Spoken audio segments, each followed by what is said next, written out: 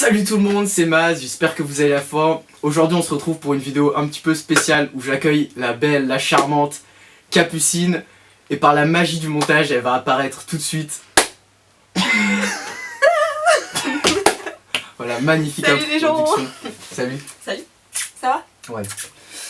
Donc ça me fait plaisir de te recevoir ici. Enfin on est chez toi mais ça fait quand même plaisir. Donc aujourd'hui on se rencontre parce que tu as quand même un parcours particulier.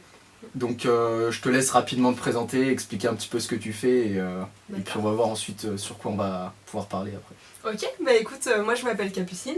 J'ai monté on va dire une chaîne YouTube depuis à peu près 6 mois. En vrai elle est un peu plus vieille mais on va dire qu'avant c'était juste pour m'entraîner. Et du coup ce que je fais maintenant, j'essaie de publier régulièrement pour avoir justement un peu plus d'audience et l'objectif 1000 abonnés. D'accord, mais de quoi Voilà. tu parles, quel est... Donc je parle de motivation, d'énergie, Ouais. de tout ce qui est un petit peu développement personnel. Et voilà, ouais, les sujets principaux c'est ça. D'accord, et d'où ça vient? Parce qu'aujourd'hui c'est vrai qu'on voit beaucoup de chaînes entre guillemets qui parlent de ce genre de sujet.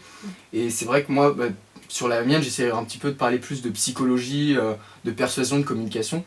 Et toi, d'où est-ce que ça devient un petit peu cette passion? C'est-à-dire, pourquoi échanger là-dessus? Qu'est-ce que tu as fait avant qui t'a donné un petit peu le déclic, si je puis dire? Bah, moi j'ai fait psycho déjà Ouais. à la fac. Et du coup, bon, c'était pas du tout ça qui m'a donné envie de faire du développement personnel, au contraire. Mais en fait, j'avais découvert David Laroche, donc je pense que tu connais. Bien sûr. Voilà, tout le monde connaît David Laroche. Et Alexandra Villarroel-Abrego, qui est une autre coach canadienne en fait. Et du coup, voilà, ça m'a un peu donné envie de faire des vidéos déjà à la base. Et puis de me lancer dans ce domaine-là. D'accord, mais du coup, ce qui est intéressant, c'est que tu as fait psychologie. Mhm.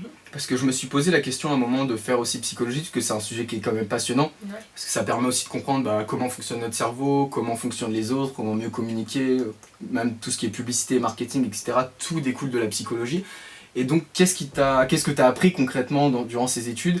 Et quelle est la différence entre des études de psychologie ou tout ce qu'on peut apprendre dans les livres, via le développement personnel par exemple? Alors je t'avoue qu'en 2 ans de psychologie, Mhm. j'ai pas appris énormément de choses pratiques. En fait, j'ai appris beaucoup de théories, beaucoup d'histoires, de Freud, de machin. D'accord. Mais en soi, en même pas 6 mois de PNL ou d'hypnose, j'ai appris énormément plus qu'en 2 ans de psycho.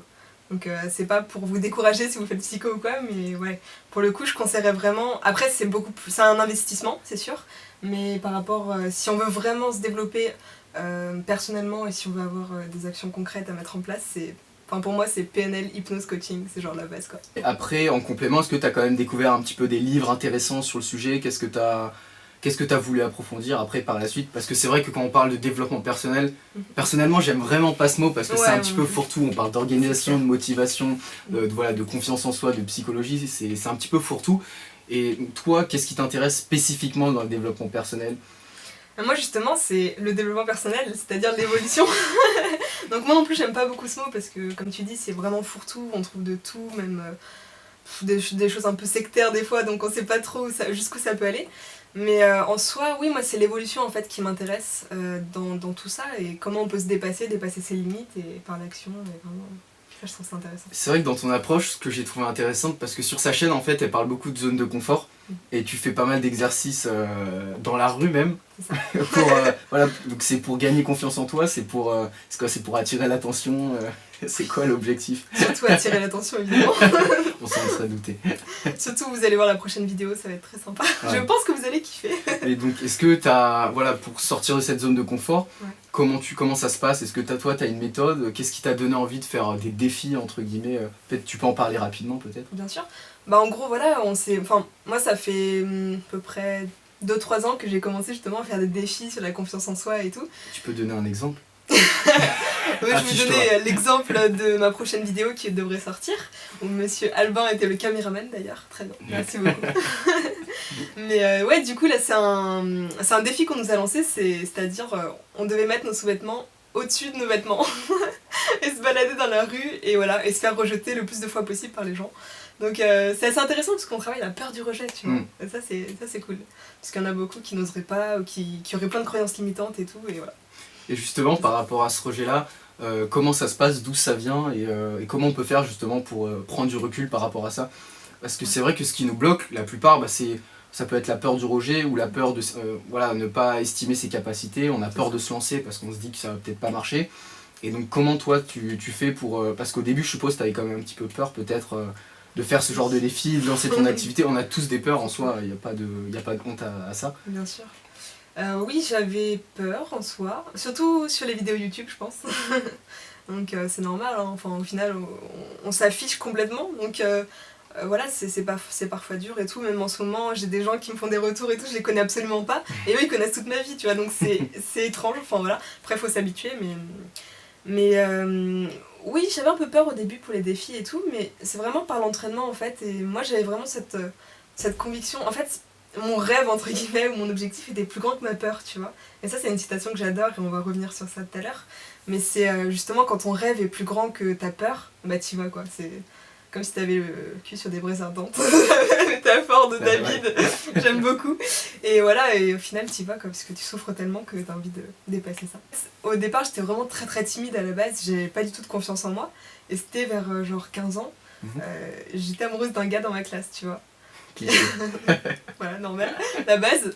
Et lui aussi était amoureux, sauf que il était timide aussi, et moi je n'osais pas lui dire, et lui non plus, et bref. On se faisait quand même des câlins, mais je sais pas, moi j'étais tellement timide. Non, mais des câlins comme ça, tu vois, de CM2 limite, tu vois, on avait 15 ans. Et je sais pas, moi j'étais tellement timide que je restais, tu sais, paralysée un peu et tout, genre j'arrivais pas à lui exprimer mes sentiments, et c'était chaud quoi. Du coup, je me suis. Et après, attends, la fin d'anecdote quand même, sinon c'est pas drôle. Et il y a une fille qui est sortie avec lui, genre une semaine, 2 semaines après que j'avais vraiment décidé de lui avouer mes sentiments, mais que j'arrivais toujours pas, tu vois. La rupture. Chaud quoi, chaud. Du coup, j'ai décidé de changer. Voilà. On compatit. Merci. C'était une petite instant histoire. Plus sérieusement, c'est-à-dire que c'était lié plutôt à un blocage. Ouais. Au niveau de comment tu vivais tes sentiments, comment tu communiquais aussi. Tu avais du mal à communiquer un petit peu ce que tu ressentais. Donc c'est parti de là. Tu as commencé à te renseigner un petit peu sur le web, je suppose, et tomber sur des coachs. En fait, la première action que j'avais faite, c'est d'aller à J.P. Joseph et de prendre tous les livres de développement personnel que je pouvais. Donc je suis tombée sur Pouvoir illimité d'Anthony Robbins. Ton fameux livre que tu adores. Trop bien. Livre de chevet, je le lis tous les jours. Si tu as retenu une chose de ce livre que tu aimerais transmettre, ce serait quoi? Je pense que c'est le fait de modifier ses souvenirs et ses pensées avec la PNL. Donc, c'est-à-dire, comme si tu avais un paint dans ton cerveau, ça je le dis souvent, mais j'adore ce truc-là. Et que tu pouvais justement modifier tes souvenirs, tes émotions, justement en jouant là-dessus, tu vois, c'est les modalités en PNL. Et c'est quelque chose que qui est extrêmement puissant en fait, qui marche beaucoup. Et voilà, par exemple, tu vois, agrandir une image ou rapetissir un souvenir traumatisant, tu vois, par exemple. Ça, c'est une des choses qu'on peut faire et qui marche, en tout cas pour moi, vraiment. Toi-même, tu l'as fait sur toi, ouais, avant de le proposer à d'autres personnes, sûr, ouais. Et ça a marché donc. Ça a marché. Concrètement, par exemple, si une personne vient te voir, comment tu vas trouver un petit peu les éléments sur lesquels travailler? Est-ce que tu vas avoir une approche peut-être plus psychologique, comme Freud, on en parlait tout à l'heure? Ouais. Est-ce que tu vas essayer de trouver les désirs cachés, les désirs contradictoires de la mère, etc. Ouais. Ou est-ce que tu vas plutôt avoir un truc très pragmatique? Est-ce que tu peux parler un petit peu de ce par quoi tu commences? Moi, concrètement, j'utilise très peu de psychologie de ce que j'ai appris. D'accord. C'est le seul truc que je prends vraiment de la psycho, mais qu'on retrouve vraiment en coaching aussi, c'est l'empathie, l'écoute empathique, tu vois. Mais ça, dans le coaching, on retrouve très bien aussi, donc... Et les personnes qui viennent te voir ont vraiment un objectif précis à atteindre? Mais justement, pas tout le temps. Pas tout le temps, d'accord. Mais c'est vous, ensemble, vous allez définir les différentes étapes, et ensuite tu vas me proposer des exercices, un accompagnement. Ouais. Est-ce que tu peux partager un exercice que tu proposes régulièrement? Alors, moi, en ce moment, ce qui fait vraiment kiffer mes clients, c'est l'hypnose. Et parce que je le propose depuis récemment en même temps, donc voilà. Ouais. Donc, l'hypnose, relaxation, et ce que j'adore faire, c'est un exercice en PNL, en gros, où tu vas revivre ton émotion, et c'est l'ancrage, en fait, je sais pas si tu connais. Peut-être que tu peux expliquer un petit peu pour les gens qui connaissent pas. Donc l'ancrage, en fait, ça va être associer une émotion à un geste, par exemple, ou à une musique, ou à n'importe quoi, en fait, qui va permettre de déclencher cette émotion assez rapidement, tout simplement. C'est un petit peu le chien de Pavlov, quoi. Voilà, c'est totalement ça. Parce que c'est vrai que moi, ce qui me pose un petit peu problème, on en parlait juste avant par rapport à la loi d'attraction, toutes ces choses-là, c'est que j'ai l'impression que c'est vu comme quelque chose de vraiment ésotérique, quelque chose qui va arriver comme par magie. Et j'essaye d'expliquer les choses de manière scientifique. Donc, par exemple, la loi d'attraction, pour moi, c'est simplement votre esprit qui va se focaliser sur certaines choses. Par exemple, ça vous est peut-être déjà arrivé d'acheter un sac à dos ou un vêtement, et en sortant, vous voyez ce sac absolument partout. Et certains appelleront ça la loi d'attraction parce qu'ils voient par exemple de l'argent partout, la même chose. C'est ça. Mais au final, c'est juste votre esprit qui se focalise sur une chose, donc voilà, donc vous voyez cette chose-là partout. Oui, moi je pense qu'il y a en plus un... Non, on va pas partir sur des débats philosophiques, tu sais. Mais je suis assez d'accord avec toi sur le fait que c'est juste la focalisation en fait qui va permettre d'atteindre ses objectifs et d'avoir cette chose-là. Mais c'est vrai que dans Le Secret, tu sais, le film qui a un peu vulgarisé ça, on va dire, il parle beaucoup de pensée, et juste par la pensée, vous pouvez avoir tout ce que vous voulez. Mais en soi, c'est vrai que si vous agissez pas, ça va être compliqué. Enfin, ils ont oublié la deuxième étape, quoi. Donc du coup, toi, tu fais du coaching, mais tu as aussi développé tes propres méthodes, tu me disais juste avant. Donc oui, en fait, moi, ce que j'ai beaucoup travaillé, donc c'est quelque chose que j'ai retiré de David, justement, à la base, qui parlait du schizophrène positif. Donc en gros, le principe, c'est de se parler à soi-même, en gros. Et moi, j'ai appliqué en plus les clés de la CNV, donc la communication non violente, qui permet en fait qu'il y ait une méthode de communication tout simplement. Donc en alliant ça, l'idée de David plus la PNL plus la communication, ça a donné des trucs un peu chelous. Du coup je suis totalement schizophrène maintenant. Non, c'est pas ça. Non, en vrai c'est très puissant parce que ça m'a permis de développer beaucoup l'amour de moi, l'estime pour moi et tout. Et en fait je me suis créé une espèce de personnage, tu vois, imaginaire, mais qui me permet de me focaliser, d'être centrée et puis tu vois, qu'elle soit toujours là en fait pour me rassurer, pour être là, pour me protéger et tout. Quand tu parles de schizophrénie, tu parles de la voix qui nous parle sans cesse. Voilà. Enfin, on peut appeler ça l'ego entre guillemets. Oui, exactement. Parce que c'est cette voix qui vous définit en tant que tel. C'est ça. Et alors qu'au final, justement, en méditation, on apprend à prendre un petit peu de recul Ouais. et à constater qu'on n'est pas la voix qui parle sans arrêt dans notre tête, on est juste nous. Et donc toi, tu utilises cette voix-là comme un allié, quelqu'un qui t'accompagne. Comme un ami, comme un coach, comme une maman, comme... Ouais, c'est ça. Et en fait, t'as plusieurs personnages. J'ai plusieurs personnages. Ah ouais. C'est très bizarre.